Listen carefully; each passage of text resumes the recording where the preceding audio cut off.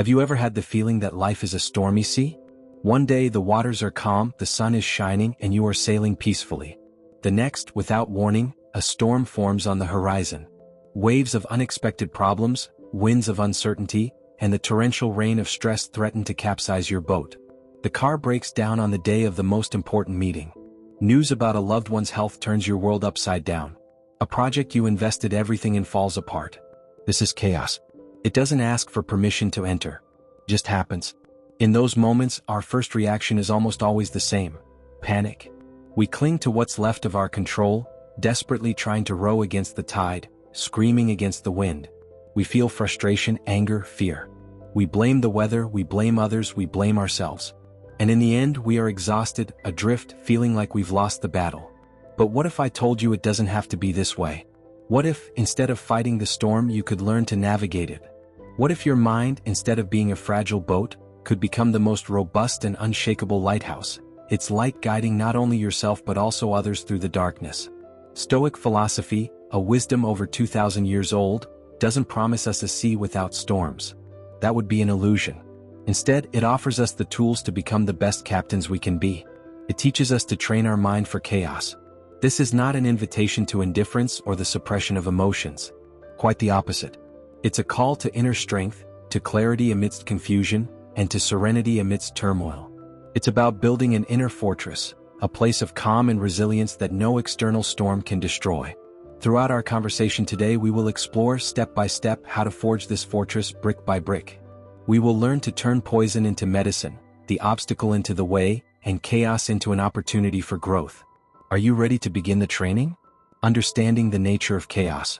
Before we train for chaos, we need to understand it. What, after all, is this chaos we talk so much about? We often associate the word with large-scale disasters, with cataclysmic events. But chaos is much more subtle and present in our daily lives.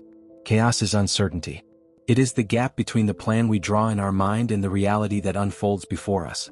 I used to be an obsessive planner. I had spreadsheets for everything. Weekly goals, a monthly budget, even a script for difficult conversations. I lived under the illusion that if I could plan every detail, I could avoid any unpleasant surprises. I believed that control was synonymous with security. How wrong I was. Life, with its characteristic irony, always found a way to show me how little I truly controlled. A flat tire, an unexpected flu, a last-minute change of plans by someone else. Every small deviation from my script was a source of immense frustration. I wasn't fighting the event itself, but the shattering of my expectation of order. What the Stoics, like Seneca and Marcus Aurelius, realized with stunning clarity is that most of our suffering comes not from the events themselves, but from our resistance to them. Chaos isn't the problem. The problem is our expectation that life should be orderly and predictable. Nature is chaotic. Society is chaotic. Other people are unpredictable. Trying to impose absolute control over the external world is like trying to hold water in your hands. It's a futile and exhausting task. The real game changer happens when we shift our focus. When we stop trying to control the uncontrollable and start focusing on the only thing that is, in fact, under our command: our mind. Our perceptions, our judgments, our reactions. The external chaos may be a storm, but our mind can be the anchor. When you accept the unpredictable nature of life, chaos loses its power over you. It ceases to be a monster to be feared and becomes simply a condition of the game of life. And it's a game we can learn to play with more skill, wisdom, and, surprisingly, with more peace. Acceptance is not passive resignation. It's not giving up. It is the first strategic step towards true action, an action that comes from a place of clarity, not panic. It's about understanding the rules of the game so you can play it better. The foundation of everything, the dichotomy of control. If there was only one concept from Stoicism you could take with you for life, it would be this: the dichotomy of control. Epictetus, a Stoic philosopher who was born a slave and became one of Rome's most influential teachers, summed it up brilliantly: some things are in our control and others not. It sounds simple, almost obvious, but the deep and constant application of this idea is what separates a trained mind from a reactive one. Let's dissect this. What is actually in our control? Our thoughts, our judgments, our choices, our attitudes, our actions. The way we interpret an event. The decision to be kind or rude. The choice to get up after a fall. The will to learn from a mistake. This is our inner citadel, our sovereign kingdom.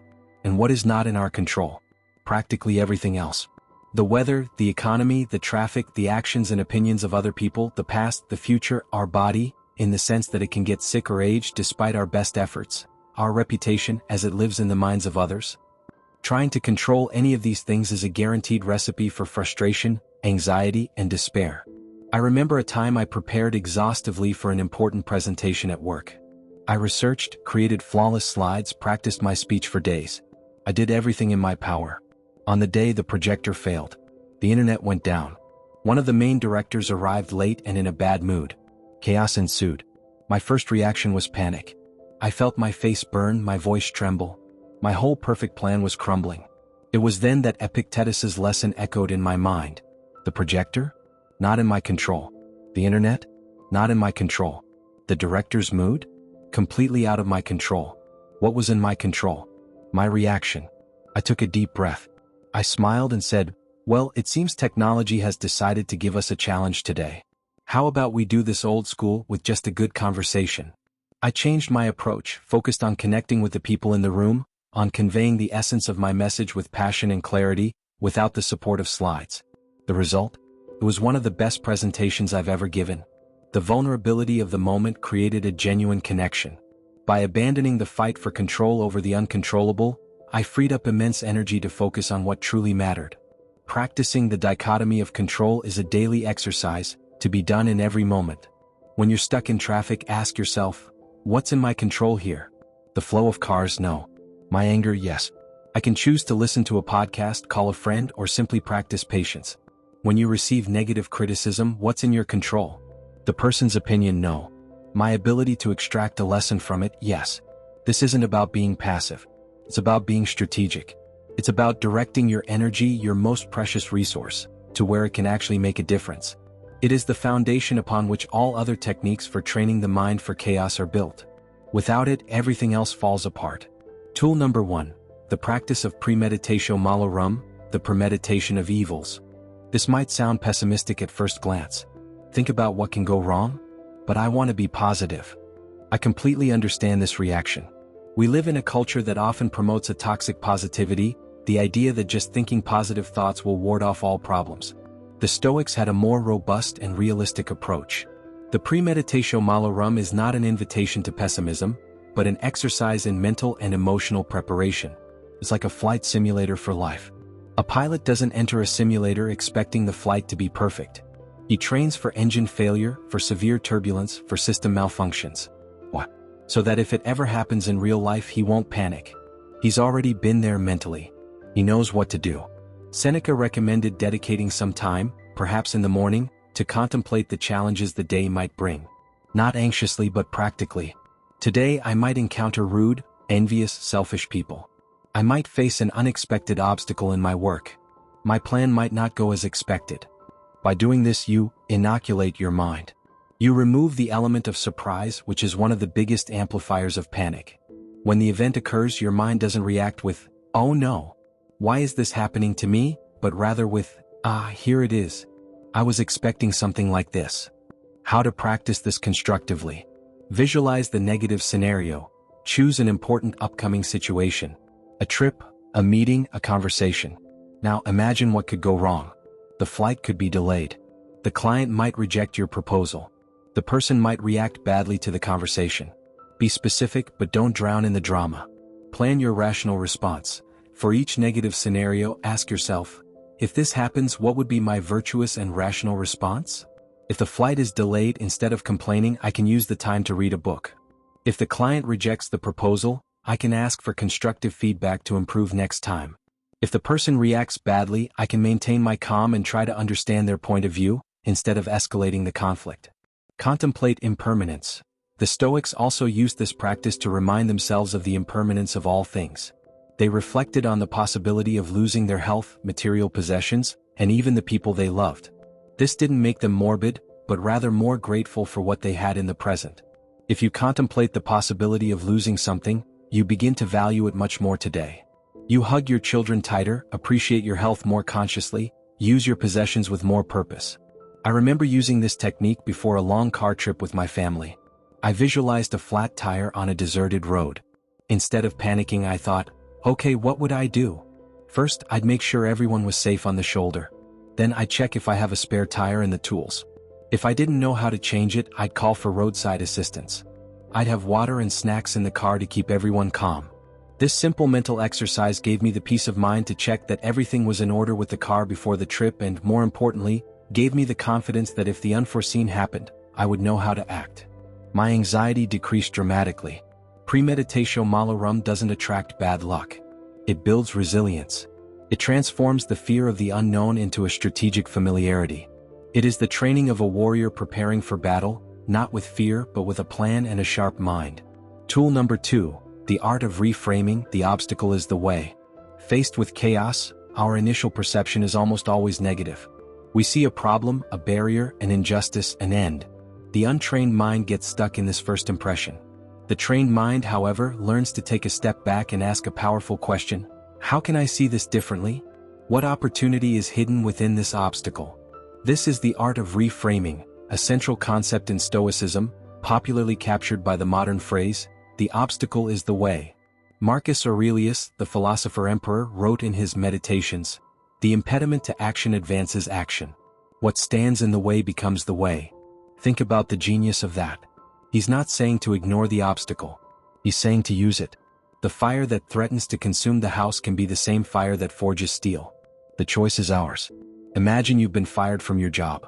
The first perception is one of loss, fear, failure. It's chaos knocking at your door. An untrained mind might fall into a cycle of victimhood and despair. A mind trained for chaos applies reframing. The initial perception, I lost my job. This is a disaster. The reframe, this is an unexpected opportunity to reevaluate my career. Was I truly happy in that job? What are the skills I'd like to develop? Maybe this is the push I needed to start that business I've always dreamed of, or to look for a job with more purpose. This isn't magic. The pain of being fired still exists, but reframing changes your agency. You go from a passive victim to an active protagonist in your own story. The obstacle, the dismissal, is no longer a wall blocking your path. It has become the path itself to a new destination. I experienced this firsthand when a personal project I had invested months in failed miserably. The launch was a fiasco. My instinct was one of shame and frustration. I wanted to delete everything and pretend it never happened. But after the initial pain, I forced myself to practice reframing. Initial perception, I failed. I'm incompetent. I wasted my time.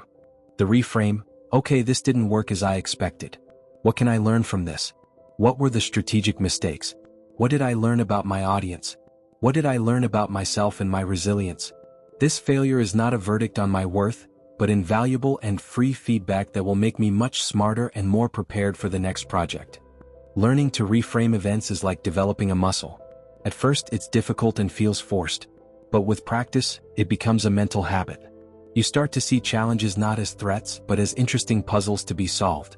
An argument in a relationship isn't the end of the world, but an opportunity to improve communication. An illness isn't just suffering, but a reminder to take better care of your body and value your health. Chaos will always present us with obstacles. Always. The question is not if they will come, but how we will receive them. We can see them as insurmountable barriers or as the raw material to build our next step. The choice, as always, lies within our inner citadel. Tool number 3, the fortress of routine and ritual. It might seem counterintuitive. If we are preparing for chaos and unpredictability, why focus on routines, which are the epitome of predictability? The answer lies in balance. A routine is not an attempt to control the external world. It's a way to create an island of order and purpose in the only domain we can govern, our own time and our own actions.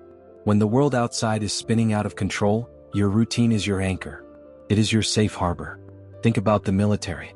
They operate in the most chaotic and unpredictable environments imaginable. And what is the foundation of their training? Rigorous routine and discipline. Making the bed perfectly, marching in sync, following strict schedules. These practices don't guarantee that the battle will be predictable, but they ensure that the soldier's mind is disciplined, focused, and anchored in an internal structure, even when everything around is a whirlwind. Your morning routine, for example, is one of the most powerful tools for training your mind. The way you start your day sets the tone for how you will react to the chaos that will inevitably arise. If you wake up and the first thing you do is grab your phone, you are immediately surrendering to the chaos of others. Urgent emails, alarming news, the seemingly perfect lives of everyone on social media. You start the day in reactive mode. Now, imagine an intentional morning routine, your golden hour. Wake up a little earlier. Give yourself the gift of time and silence before the world demands your attention. Hydrate. A glass of water before anything else. A simple act of self-care. Move. It doesn't have to be a marathon. It can be stretching, a brisk walk, a few jumping jacks. The goal is to awaken the body and release endorphins. Sit in silence. Meditation or simply sitting in silence for 5 to 10 minutes. The goal is not to think of nothing, but to observe your thoughts without clinging to them. You train your ability to be the calm observer, not the victim of your emotions. Write a journal. It could be to practice gratitude, to do your premeditatio malorum, or simply to unload worries from your mind onto paper, freeing up mental space. By completing this routine, even before looking at your phone, you've already achieved a series of small victories. You have acted proactively. You have taken care of yourself. You have anchored your mind in calm and purpose. Now, when you open the door to the chaos of the day, you do so from a position of strength, not weakness. The same logic applies to an evening routine. Instead of endlessly scrolling through your feed until you fall asleep, create a shutdown ritual.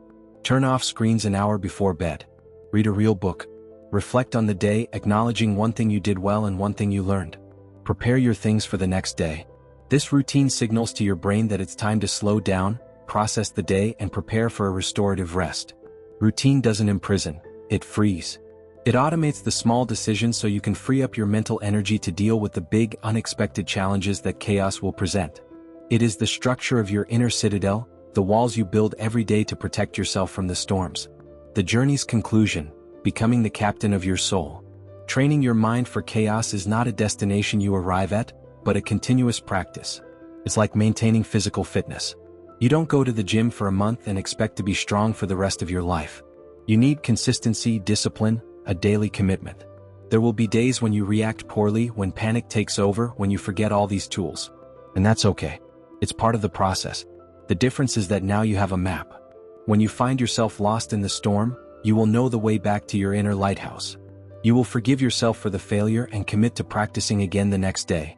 Every time you choose the rational response over the emotional reaction, every time you reframe an obstacle, every time you focus on what you can control, you add another brick to your inner fortress. The ultimate goal is not a life without problems, pain, or sadness. That would be an inhuman life.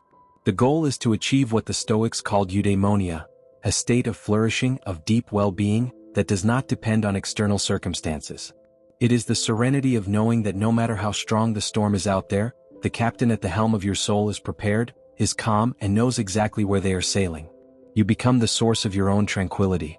This journey of mental training is the most important journey any of us can undertake. It frees us from the tyranny of reactive emotions and the anxiety of uncertainty. It returns to us the power that was always ours, but which we often surrender to circumstances. The power to choose how to live, how to respond, and who to be, regardless of the chaos life throws at us. If you feel you need more tools to navigate life's storms, if you seek more resilience, clarity, and an inner strength that no one can take from you, this content was made for you. Wisdom is not something you acquire, it is something you practice. So, if this script resonated with you, leave a like so more people can find this safe harbor and subscribe to the channel.